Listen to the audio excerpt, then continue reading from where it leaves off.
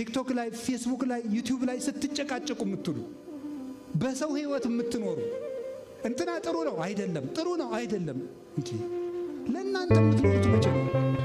ስለ ጳጳሳት ስትጨቃጨቁ የቤተ ክርስቲያን ጠበቆች አሉ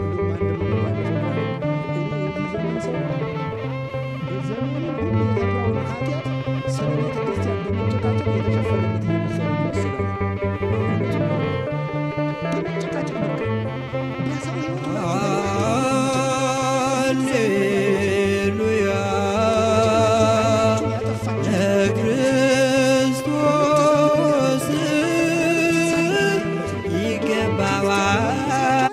የክርስትና ጠብታ ሳል ከእናንተ የሚወጣው ስድብ ደፋርነታችሁ ልክ እኮ የለውም። በእውነት ደፋርነታችሁ አንሶሶ ውስተ ልሳኖሙ አንወረ ውስተ ሰማይ አፎሙ አፋቸውን በሰማይ ምላሳቸውን በምድር እንዳለ